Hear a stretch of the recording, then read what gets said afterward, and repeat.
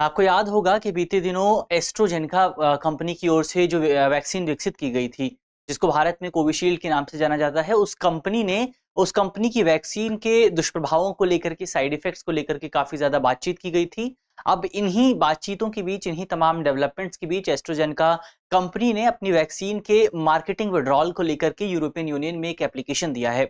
इसका मतलब यह है कि अब जो कंपनी की वैक्सीन है वो यूरोपियन यूनियन में सप्लाई नहीं की जाएगी। और उम्मीद की जा रही है कि इस तरह की एप्लीकेशन दुनिया भर की दूसरी जगहों पर भी, दूसरी रेगुलेटर जो मैकेनिज्म्स हैं, वहां पर देखने को मिल सकती है। तो ऐसे में सवाल उठता है कि क्या ये जो वैक्सीन विड्रॉल की एप्लीकेशन है, क्या ये एप्लीकेशन कहीं ना कहीं वैक्सीन के जो साइड इफेक्ट हैं उनसे जुड़ी हुई है। तो आज इस वीडियो में हम उसी विषय पर बात करेंगे, जो पूरा पूरा मामला क्या है उसको समझेंगे। यहाँ पर जो वैक्सीन के दुष्प्रभावों की बात हो रही है उन पर भी बात करेंगे, और इसके साथ साथ भारत में वैक्सीन को लेकर के जो कार्यक्रम चलाया गया उसकी क्या सफलताएं रहीं, क्या असफलताएं रहीं, उन पर भी बात करेंगे। तो एक ओवरऑल इस पूरे टॉपिक को यहाँ पर हम समझने की कोशिश करने वाले हैं। मेरा नाम है अक्षय और आपका स्वागत है दृष्टि आईएएस चैनल की इस नई वीडियो में।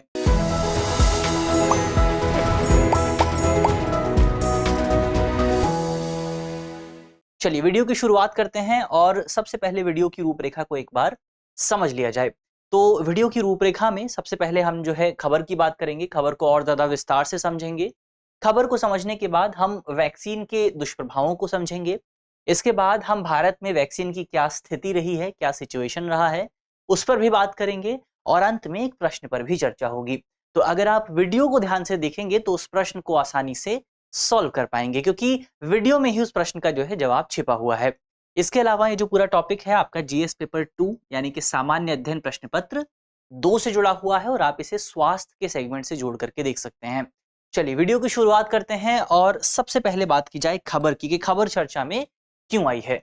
तो खबर चर्चा में इस वजह से आई है क्योंकि ब्रिटिश फार्मास्यूटिकल कंपनी एस्ट्रोजेनेका की ओर से यूरोप में कोविड-19 वैक्सीन, उनकी जो है उस वैक्सीन को वापस लेने का आवेदन दिया गया है। उस वैक्सीन का जो मार्केटिंग अप्रूवल है, मार्केटिंग परमिशन है, उसको वापस लेने का आवेदन जो है इस कंपनी की ओर से किया गया है। और उम्मीद की जा रही, जैसा हमने पहले भी देखा कि उम्मीद की जा रही है कि ये जो आवेदन है हमें दूसरे क्षेत्रों में भी जल्द देखने को मिल सकते हैं। तो अब इस आवेदन का परिणाम ये होगा कि बेसिकली अब दुनिया भर के अलग-अलग क्षेत्रों में एस्ट्राजेनेका की जो वैक्सीन है उसकी सप्लाई नहीं की जाएगी। अब ऐसे में सवाल उठाए जा रहे हैं कि इससे पहले एस्ट्राजेनेका की जो वैक्सीन है, एस्ट्राजेनेका कंपनी ने कोर्ट में स्वीकार किया था कि इस वैक्सीन के कुछ असामान्य, बहुत ज्यादा रेयर साइड इफेक्ट आपको देखने को मिल रहे हैं। तो सवाल उठता है कि क्या ये दोनों घटनाएं आपस में जुड़ी हुई हैं। तो इन दोनों घटनाओं के लिंक को लेकर के एस्ट्राजेनेका कंपनी ने साफ तौर पर इंकार किया है। एस्ट्राजेनेका कंपनी का कहना है कि बेसिकली मार्केट में अगर आप देखेंगे तो वैक्सीन की पहले से काफी ज्यादा आपूर्ति मौजूद है, पहले से बहुत सरप्लस वैक्सीन आपको मार्केट में दिखाई देगी। इस वजह से हम जो है इसकी और ज्यादा आपूर्ति नहीं करना चाहते हैं, क्योंकि अब इसकी डिमांड बहुत ज्यादा कम हो गई है। तो ये कारण दिया है कंपनी ने अपने ऑफिशियल स्टेटमेंट में। तो ये हमने दोनों के लिंक को समझने की कोशिश की, तो एस्ट्राजेनेका ने तो स्पष्ट तौर पर अपने इस लिंक से इंकार कर दिया है। हालांकि इस बात से बिल्कुल भी हम इंकार नहीं कर सकते हैं कि ये जो विड्रॉल का एप्लीकेशन आया है, ये एप्लीकेशन साइड इफेक्ट्स की जो बातें की जा रही थी, जो तमाम खुलासे हुए थे, उन खुलासों के बाद देखने को मिला है। तो ये एक इंपॉर्टेंट पॉइंट है जिस पर यहाँ पर गौर करने वाली बात है। और दूसरी इंपॉर्टेंट बात यहाँ पर जो है भारत में सीरम इंस्टीट्यूट ऑफ इंडिया की ओर से आई है। तो जैसे ही ये तमाम चीजें सामने आई कि बेसिकली आपका जो वैक्सीन थी, उस वैक्सीन के कुछ साइड इफेक्ट्स हैं, उसके बाद एस्ट्राजेनेका कंपनी ने अपनी वैक्सीन को वापस लेने की एप्लीकेशन दी। उसके बाद इस पूरी वैक्सीन को जो कंपनी भारत में बना रही थी, जिसका नाम है सीरम इंस्टीट्यूट ऑफ इंडिया, उस कंपनी ने भी बेसिकली ये कहा कि हमने तो इस वैक्सीन की जो सप्लाई थी, जो आपूर्ति थी, इस वैक्सीन को बनाना दिसंबर 2021 में ही बंद कर दिया था। इस कंपनी का, सीरम इंस्टीट्यूट ऑफ इंडिया का यह कहना है कि जो कोविशील्ड वैक्सीन है, जो कि एस्ट्राजेनेका द्वारा विकसित की गई है, जो और भारत में बिकती है, तो ये जो वैक्सीन है इसकी आपूर्ति जो है बेसिकली बहुत ज्यादा हो गई है। और जब हमने इसकी आपूर्ति की शुरुआत करी थी तो उसी समय हमने इसके साइड इफेक्ट्स का भी उल्लेख किया था। तो कंपनी ने स्पष्ट तौर पर कहा है कि हमने तो पहले ही बताया था कि इस तरह के जो साइड इफेक्ट्स हैं हमारी वैक्सीन से हो सकते हैं। हालांकि कंपनी ने यह भी कहा है कि ये साइड इफेक्ट्स बहुत ज्यादा रेयर सिचुएशन में आपको देखने को मिलेंगे। तो ये बेसिकली ओवरऑल घटना हुई है, ओवरऑल खबर है जिस पर हमने यहाँ पर बात की। अब एक बार इस पूरे मामले को समझते हैं। वैक्सीन के दुष्प्रभावों की अगर आप बात करें तो एस्ट्राजेनेका कंपनी ने ऑक्सफोर्ड विश्वविद्यालय के साथ मिलकर के एक वैक्सीन का निर्माण किया था। जब दुनिया भर में आपको कोविड-19 महामारी देखने को मिली थी, ये वैक्सीन बनाई गई थी 2020 में और वैक्सीन का ऑफिशियल नाम था AZD1333। तो ये वैक्सीन आपका एस्ट्राजेनेका और ऑक्सफोर्ड विश्वविद्यालय द्वारा मिलकर बनाई गई थी और इस वैक्सीन को भारत में जिसने सप्लाई किया था उस सप्लाई करने वाली कंपनी का नाम था, भारत में जो मैन्युफैक्चर की गई थी उस कंपनी का नाम था सीरम इंस्टीट्यूट ऑफ इंडिया की ओर से, और इसको कोविशील्ड के नाम से जो है डेवलप किया गया था भारत में। अब जब ये वैक्सीन जो है सप्लाई की गई, जब वैक्सीन का इस्तेमाल किया गया तो इस वैक्सीन की प्रभावशीलता पर सवाल उठाए गए। कई कोर्ट में मुकदमे दर्ज किए गए जिन मुकदमों में बताया गया कि दरअसल ये जो वैक्सीन है ये दोषपूर्ण है और इसकी प्रभावकारिता को बेसिकली जो है डॉक्यूमेंट्स में, आंकड़ों में जो है बढ़ा चढ़ा करके दर्शाया गया था। तो कंपनी पर सवाल उठे, कंपनी पर मुकदमे दर्ज हुए।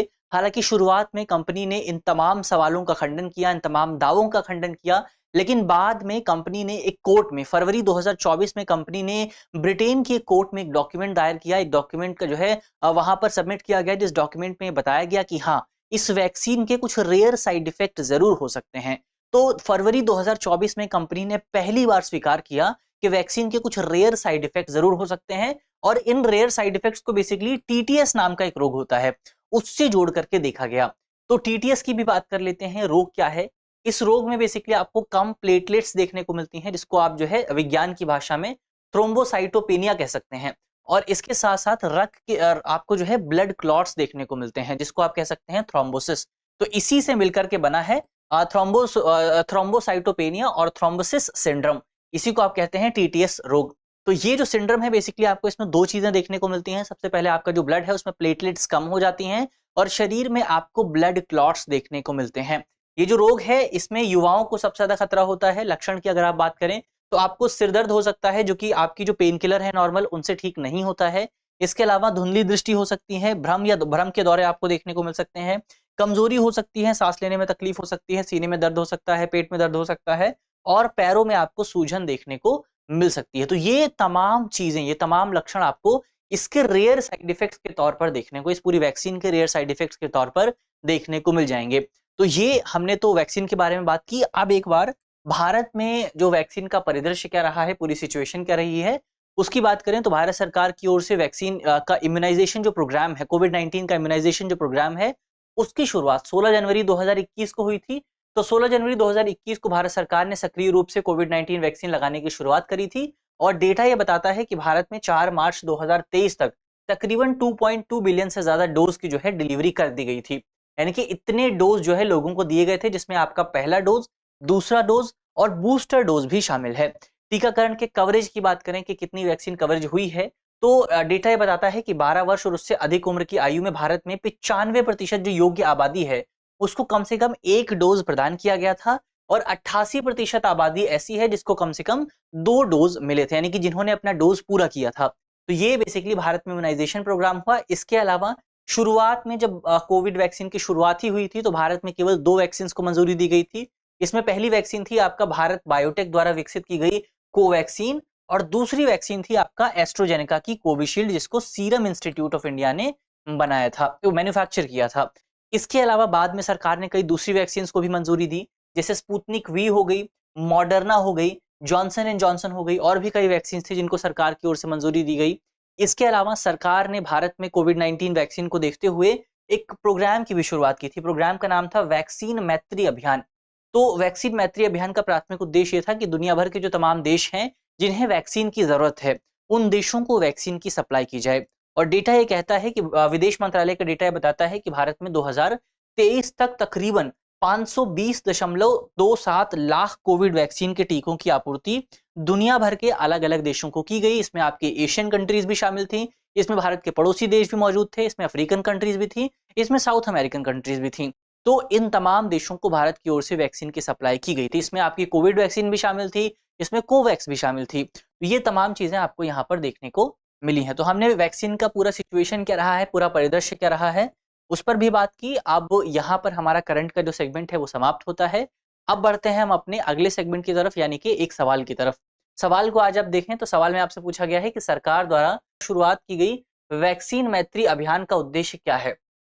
तो हमारे ऑप्शन है, ऑप्शन ए भारत के गरीब वर्ग को वैक्सीन की आपूर्ति करना, ऑप्शन बी केवल भारत के पड़ोसी देशों को वैक्सीन की आपूर्ति करना, ऑप्शन सी केवल अफ्रीकी देशों को वैक्सीन की आपूर्ति करना, या फिर ऑप्शन डी समग्र विश्व में वैक्सीन की आपूर्ति करना।